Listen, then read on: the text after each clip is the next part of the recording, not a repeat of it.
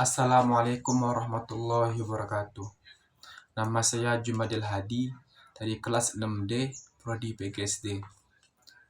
Di sini saya akan menjawab 5 soal dari tugas mata kuliah pembelajaran Sains IPA SD.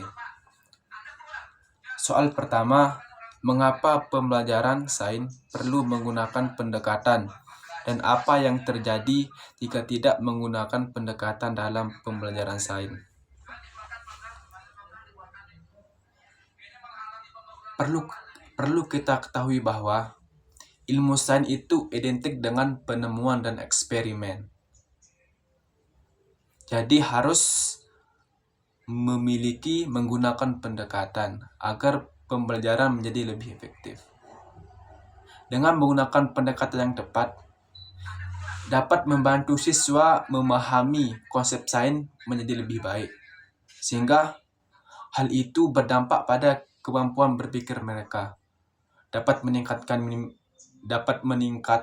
motivasi mereka, serta kemampuan berpikir kritis mereka dapat dikembangkan. Jika guru tidak menggunakan pendekatan yang tepat, mungkin siswa hanya bisa menghafal konsepnya tanpa mereka memahaminya, sehingga pembelajaran menjadi kurang efektif.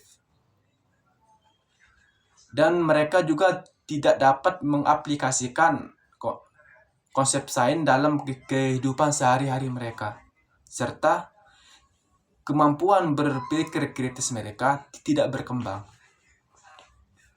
Nah, jadi perlu ada pendekatan dalam pembelajaran sains. Yang kedua, soal kedua, materi IPA mempunyai 4 karakteristik, yaitu pengetahuan faktual, prosedural, konseptual, dan metakognitif. Dari 4 karakteristik tersebut, manakah menurut Anda yang paling sulit diukur dalam ujian tertulis? Dalam ujian tertulis diukur. Menurutku di sini adalah metakognitif, karena ini terkait dengan kemampuan siswa dalam mengingat kembali materi. Sehingga proses berpikir mereka sendiri membutuhkan waktu. Sehingga hal tersebut tidak dapat diukur dalam bentuk pertanyaan, pilihan ganda ataupun esai, karena terbatas dengan waktu dalam ujian tertulis. Jadi ini menurutku yang paling sulit adalah metakognitif. Yang ketiga, komponen apa saja yang harus ada dalam modul pembelajaran IPA SD. Nah, di sini ada 5 komponen yang harus ada. Pertama, tujuan, yaitu tujuan pembelajaran. Tujuan yang harus dicapai dalam pembelajaran. Yang kedua, materi pembelajaran, yaitu isi-isi dari konsep-konsep sains. Yang ketiga, efektivitas pembelajaran, yaitu kegiatan-kegiatan yang ada yang berlangsung selama proses pembelajaran, baik itu diskusi maupun melakukan eksperimen.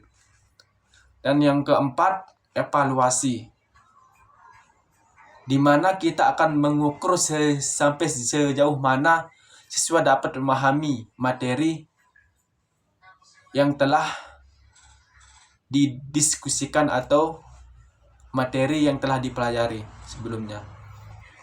Terus yang kelima, sumber belajar, yaitu seperti referensi ataupun sumber-sumber yang dapat digunakan siswa dalam melakukan eksperimen nantinya. Terus yang keempat, deskripsikan bagaimana cara menggabungkan 2 model pembelajaran dalam 1 kali pertemuan dalam pembelajaran IPA. Menggabungkan 2 model. Di sini ada beberapa model yang tidak dapat digabungkan dalam satu pertemuan dan ada yang bisa digabungkan. Contohnya seperti model pembelajaran kooperatif.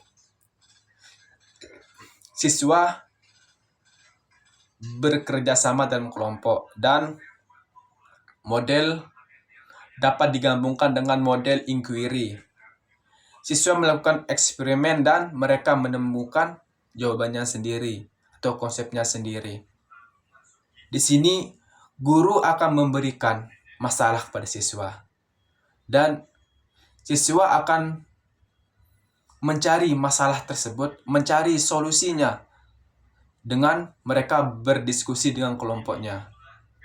Sehingga ketika mereka melakukan eksperimen, di mana mereka akan melakukan eksperimen untuk membuktikan hipotesis mereka atau solusi yang mereka temukan dalam eksperimen. Dan di sini guru hanya memberikan fasilitator pada siswa, fasilitas, serta memberikan dukungan dalam bentuk refleksi atau materi-materi. Jadi itu salah satu model gabungan dalam satu kali pertemuan.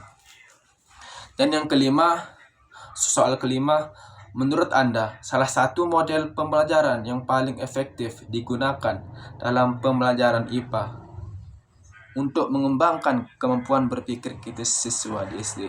Nah, di sini salah satu model yang paling efektif menurutku adalah yang efektif menurutku adalah model pembelajaran inquiry.